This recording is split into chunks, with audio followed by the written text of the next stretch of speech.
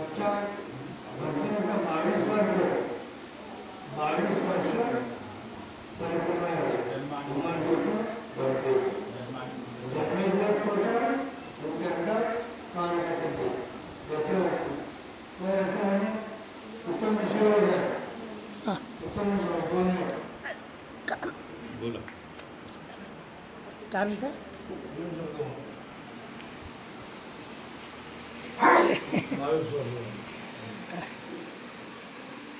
मित्रांनो, या ठिकाणी ज्या कार्यक्रमाचं आयोजन करण्यात आलेलं आहे तो कार्यक्रम आता भंतेजींनी सांगितल्याप्रमाणे की भंते अमरज्योतीजी यांचा 22वा स्मृती दिवस आहे आणि 67वा जन्मदिवस हे उत्तर बेटा हे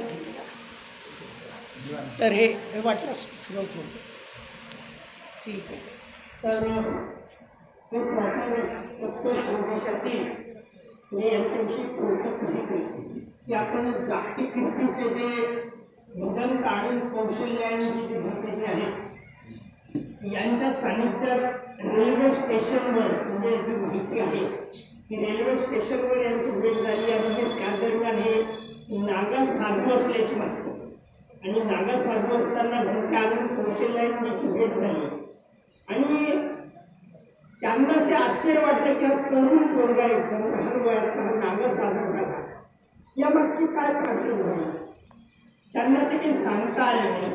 आणि मग आनंद कौशल्यांची भंतेजी यांनी तथागताचा धम्म कसा जीवनोपयोगी आहे कारण नागा साधू म्हटलं की जंगला पहाडातले लोक नग्न राहून पूर्ण जीवन जंगलात घालवणारे आणि मग माणसात राहून माणसाच्या कल्याणासाठी आणि स्वतःच्या कल्याणासाठी काय करते हा मार्ग जेव्हा आनंद कौशल्यांजी यांनी भंतेजीला सांगितला तर ते त्यांच्या शरण आले आणि भंतेजी राहत असलेल्या दीक्षाभूमी येथील त्या बुद्ध विहारांमध्ये सोबत त्यांच्या राहिले.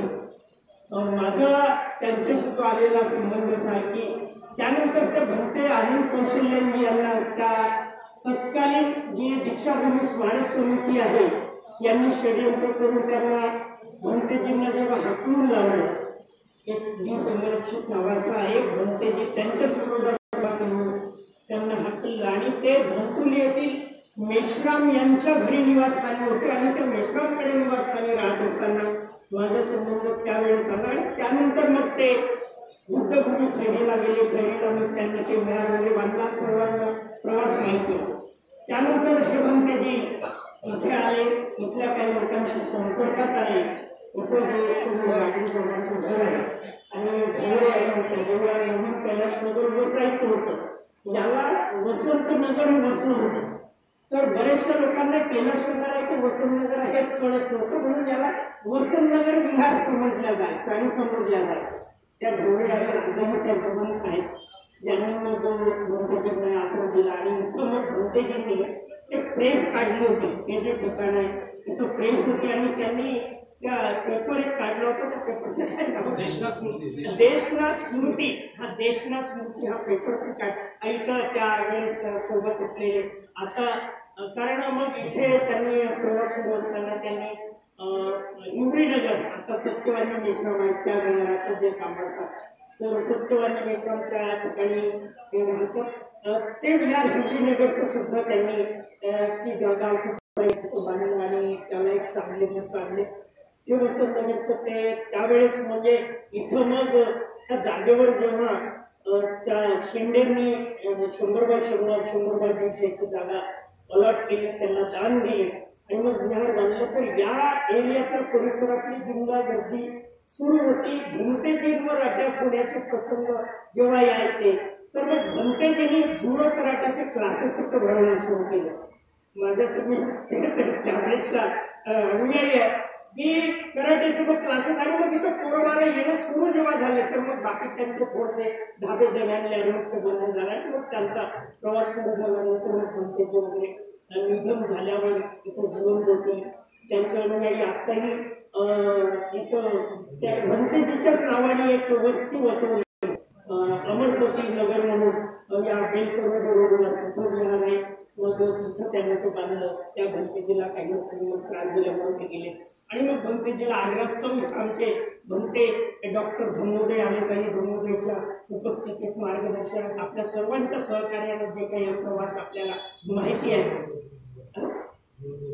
हा जीवन ज्योती तिथे राहतात. आणि आज तिथं त्यांचा कार्यक्रम अमरज्योती भंतेजीने तो प्लॉट घेतला होता आणि त्याच प्लॉटवर तिथं एक चांगलं विहार म्हणजे जेव्हा तेव्हा ज्यांना संधी मिळेल त्यांनी तिथं जावं. खरंच एक चांगला विहार आणि मोठ्या प्रमाणात तिथे मागच्या वेळेस 2-3 वर्ष गेलो जो 100-150 भंतेजी येतात आणि तिथे मोठा कार्यक्रम होत असतो. आजही हा असा योगायोग आहे आपण म्हणूया की त्यांचा जन्मदिवस दोन्ही मिळून आपल्या त्यांनी स्थापन केलेल्या या विहारात त्यांच्या पुण्य म्हणजे पावन स्मृती म्हणून आणि भंतेजी या परिसराचा बाप एक सिनियर व्यक्तिमत्व म्हणून भंते प्रियदर्शी आहेत. त्यांनी कौशल्यानगरचं संपूर्ण विहार सांभाळला आणि अनेक भिक्षूंना सांभाळतात. तर हे यांचं मार्गदर्शन आपल्याला लाभलं. त्यांच्या सानिध्यात भंते धम्मोदय जे होते धम्मोदयजी त्याच विहारात अनेक वर्ष राहिले. तर आपण ह्या मोठ्या संख्येने या ठिकाणी उपस्थित झालो आणि हा कार्यक्रम जे काही ज्या पद्धतीने आपण पार पाडण्यासाठी भिक्षूंच्या उपस्थितीत आणि भिक्षूंचं भोजन घ्यावाचा एक कार्यक्रम आहे.